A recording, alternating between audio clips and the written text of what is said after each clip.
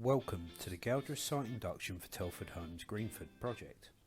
This induction details the health, safety and environmental risks and controls that are present on site. Before we look at the details of this project, let's meet the Galdris team who will be working with you whilst on this site. Paul Scudder is the contracts manager. Paul visits site on a regular basis and you will see him as you move around the project. The project manager for this phase of works is James Whibley. James is supported by the site managers Georgie Hora and Adurian Pataki. The health, safety, quality and environmental manager is Paul Nateby. If you have any concerns regarding health, safety or environmental matters, do not hesitate in contacting him or a member of the site management team. There are a number of construction activities that will be ongoing during your time on this project.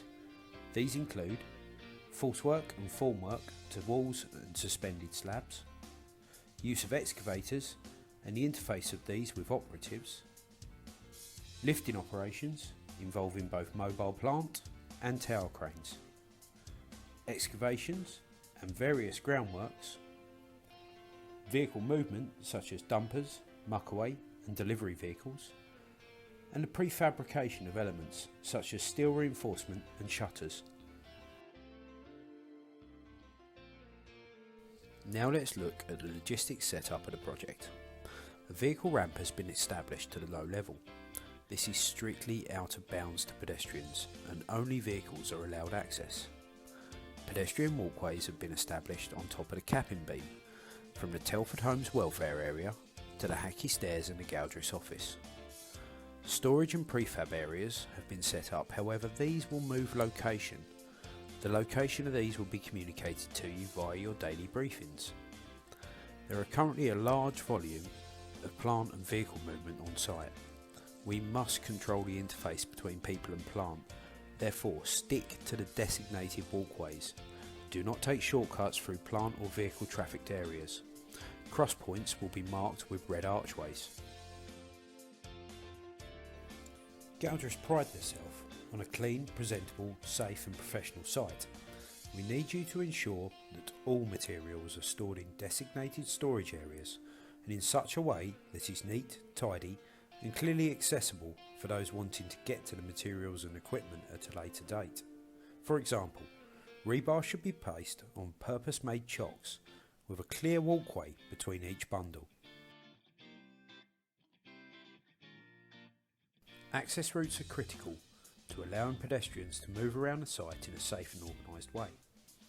Always ensure that you have a safe means of access to your place of works. This should be segregated from plant and vehicle movement, away from high-risk activities such as overhead works, and free from potential trip hazards. If you do not have a safe means of access, stop and speak to your supervisor. It is important that we understand and can identify the risks involved in the project, and essential that we fully know the control measures to eliminate each and every risk.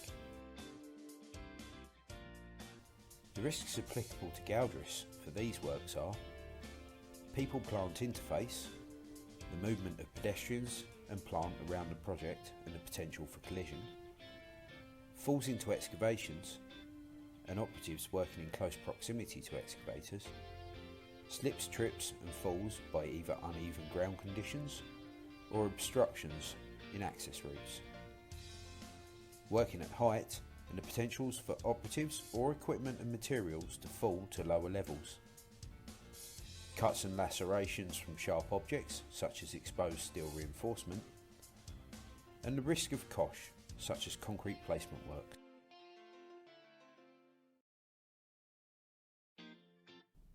Welcome to the Galdris visual standard for the safe use of excavators and excavation works. Prior to carrying out any works, you must fully inspect the machine for any damage or potential faults. Only fully automatic and fully manual quick hitch systems are allowed under Galdris procedures. Semi-auto systems are not permitted on site.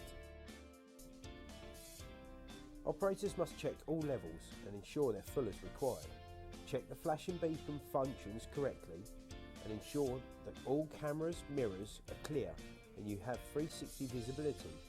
Ensure the seatbelt functions correctly and there is no sign of damage. Whenever a machine is not in use, it must be isolated and the key must be removed. The highest risk when operating large plants such as excavators is the interface between people and plant. Both excavator operators and operatives on the ground have a responsibility to ensure that they remain segregated. Operatives must only enter Zone 1 when given an all-clear signal by the driver or excavator banksman. This will be a thumbs up. The machine must be fully stopped with the bucket placed on the floor. Operatives must never enter Zone 2, the red zone, when the machine is in operation. Entering this area is high risk and could result in a potential fatality. The yellow zone is the safest potential area for operatives working with or approaching the machine.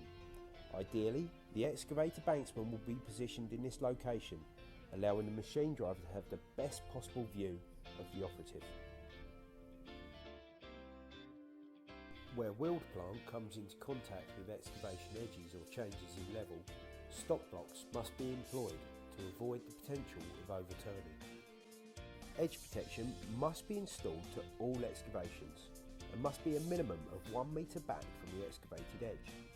Edge protection must fully cover all open faces of the excavation and must be inspected at the start of each shift.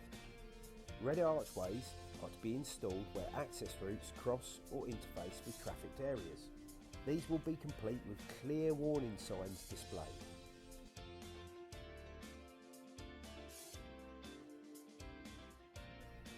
Chapter 8 barriers can be employed for shallow excavations and changes in level. However, these must be 1 metre back from the edge and all panels must be securely linked together with Harris panel clips. Never walk by poorly protected edges. Stop, report and sort any issue you see, as it could well be an accident waiting to happen. To prevent the potential of excavation collapse, all excavations must be stepped or battered. Batters must be at a 45-degree angle. Steps can alternatively be cut at 1 metre by 1 metre. If neither of these can be safely carried out, stop and report to your supervisor, as a support system will need to be designed and implemented.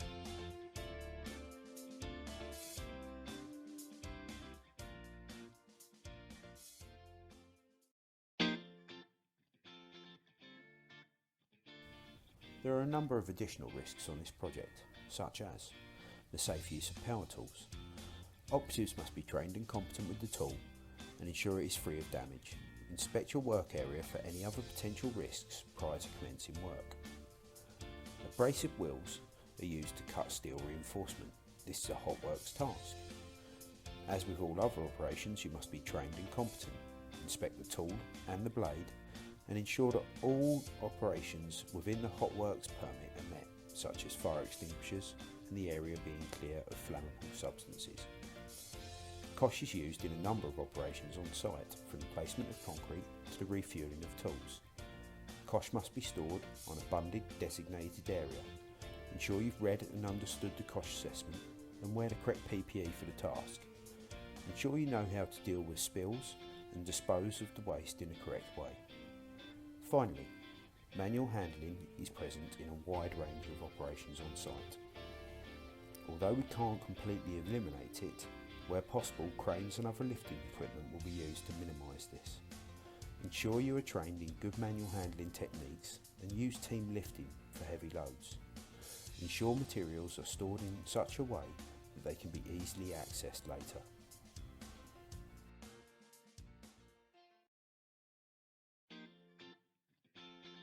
Welcome to the Galdrish Common Standard for Kosh Awareness.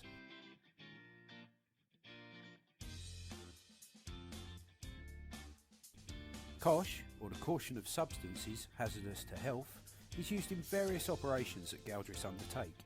We must control the use and disposal of this to ensure that there is no risk to either us or the environment.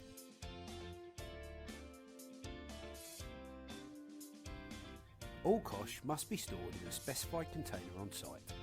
A list of cosh stored within will be displayed on the door.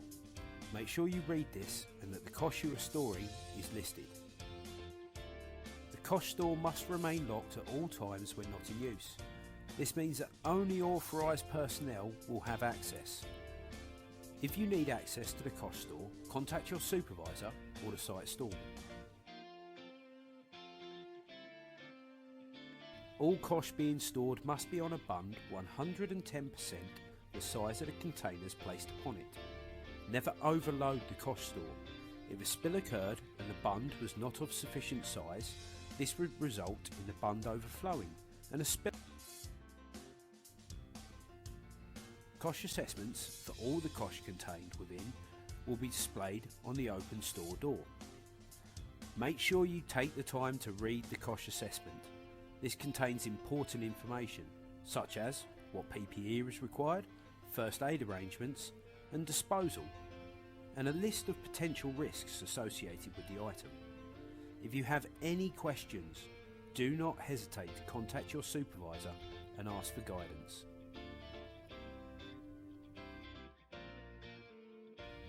Refuelling of tools and equipment must only take place in designated areas. If this is away from the cosh store, then a plant nappy must be used. This will ensure that no spill is allowed outside of the mat. Make sure that the appropriate firefighting equipment is available. And finally, before leaving the area, check the fuel cap and ensure that there is no leaks and it is fully secured.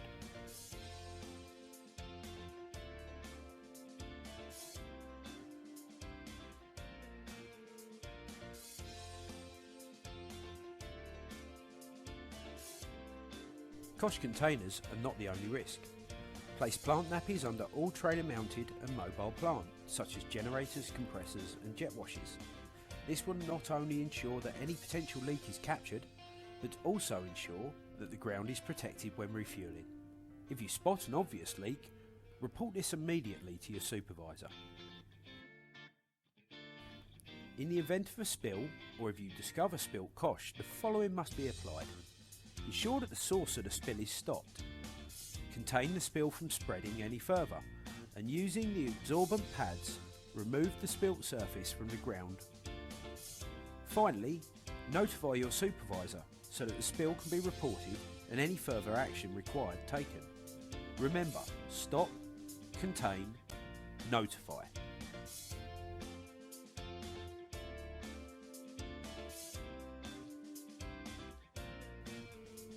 All cosh must be disposed of in the correct manner. This will be detailed on the cosh assessment for each product. Ensure that items such as oils, paints and used spill kits are placed in the marked up cosh bins. If you are unsure, stop and speak to your supervisor.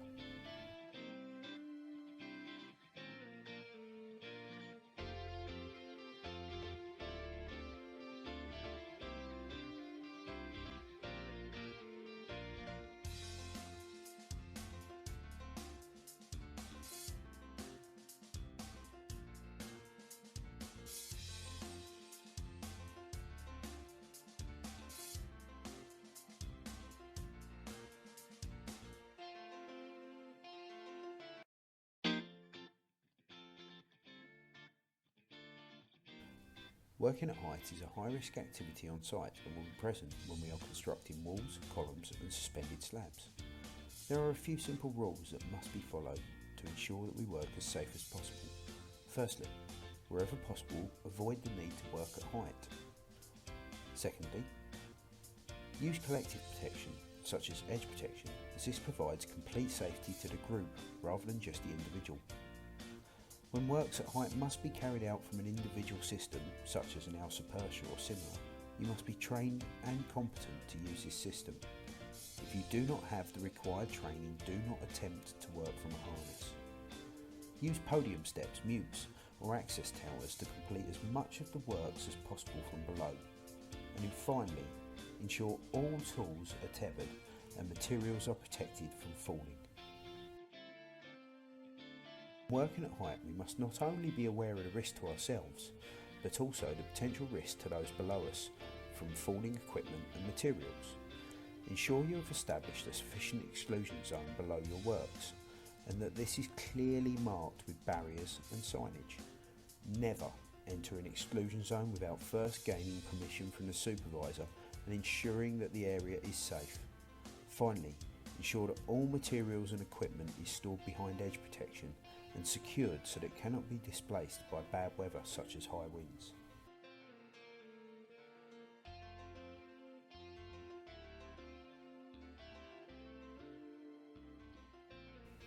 The lift supervisor for the project is Ionut Tumrug. When carrying out lifting operations, we must ensure that the following is in place. Only trained and competent CPCS slingers are to carry out slinging operations. All slings, chains and other accessories must have a valid in-date test certificate, be inspected prior to each use, and have a weekly recorded inspection in the loader log. All slinging and lifting operations must be carried out in accordance with the lifting operations plan and the schedule of common lifts, or a bespoke lift assessment. If you are unsure about the slinging technique, stop and speak to the lift supervisor. Not only is there a risk to safety on the project, but we must think about the harm that certain activities and operations can have to our immediate and long-term health. These risks often go unseen, as the effects can sometimes take years to present themselves. There are 3 main potential risks to our health on this project that must be considered. A number of operations that we carry out are loud enough to carry long-term damage to our hearing. Silica dust can cause serious long-term health issues and can be linked with respiratory disease and cancer. Exposure to prolonged vibration can cause vibration white finger or hand-arm vibration syndrome.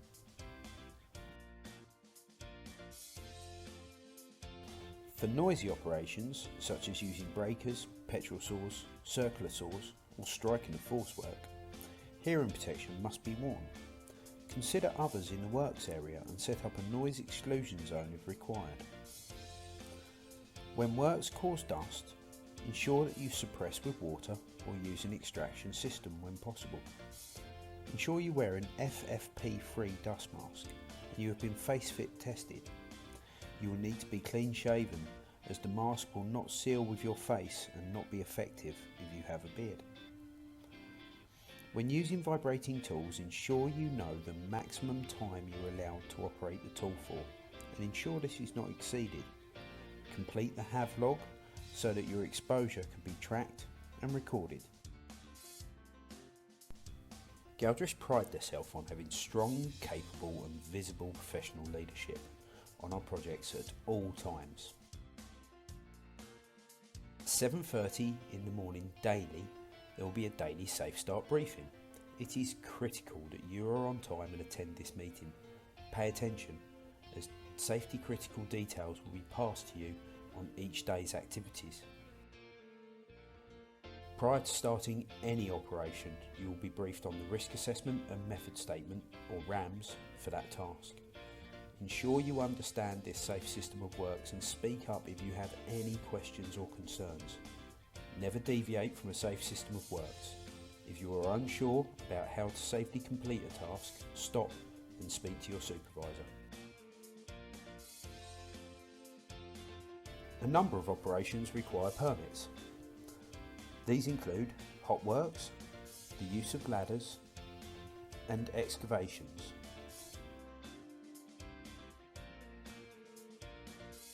The site first aider is James Wibley. He is located in the project office. The first aid equipment is located in the same office. Report all accidents, incidents and close calls. It's only by looking at each and every one of these that we can learn the lessons from them and prevent a reoccurrence.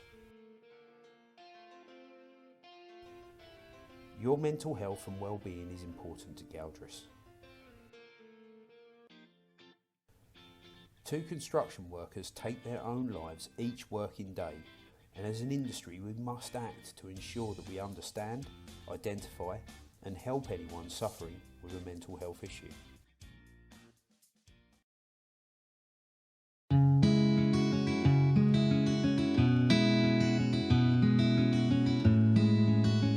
Mental health is something we all have. It's the way we think and feel and how we address the challenges we face in our lives. When our mental health is poor, we can find ourselves unable to cope. Around 1 in 6 of us experience a symptom of anxiety or depression in any given week. It can be hard to recognise that someone is experiencing a mental health problem. They may not even be aware of what's happening themselves. People can feel a need to hide their feelings because they might be ashamed coming forward. If someone doesn't see themselves, particularly if you know they have stuff happening in their life, it's good to check in and see how they are. You might notice that someone is more angry or irritable than usual, or that they're isolating themselves or hiding away. Mental health can seem like a really daunting subject to talk about, but we've all had conversations with colleagues and friends about bereavements, breakups, and other life events. We use the same skills to talk about mental health. It's just the same.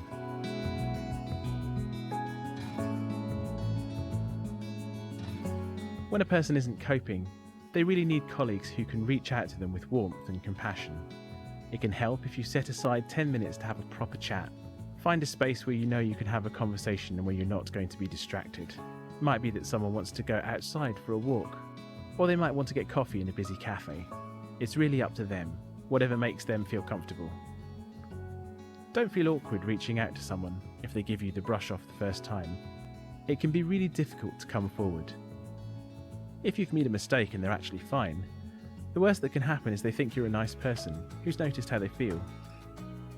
It's so important to give your full attention to the person you're listening to. That means no distractions. Turn your phone off and make sure you won't be disturbed. Maintain eye contact unless a person is uncomfortable. That sometimes happens when we talk about difficult subjects. Adopting an open posture, mirroring their behaviour and keeping your feet on the ground are all ways that you can help to focus on what's being said. Be relaxed. That helps you to come across as genuine and engaged with what they're saying. You can ask questions to clarify and show that you're listening, but don't push it if people don't want to discuss details. When a conversation comes to an end, it's really important to recap what you've discussed and go over any actions that you've agreed.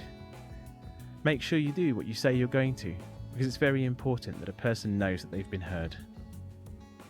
If a person's very upset at the end of a conversation, you might want to encourage them to call a close friend or their doctor.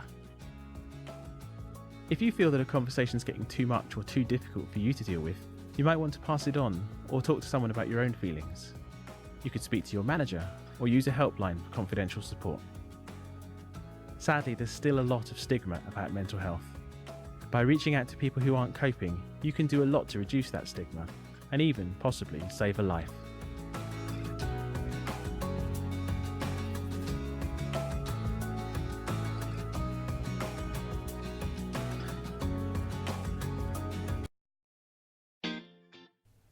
Thank you for your attention throughout this video. You will now be briefed by your supervisor on the safe system of works and complete the safety induction paperwork. If you have any questions, please do not hesitate to speak to a member of the site management team. Remember, we want this to be the safest site you have ever worked on, but we need your help to make this happen. Ensure you stick to the safe systems of work and follow the site rules. If you have any concerns relating to safety, speak up. As a team, we can make this an accident-free site.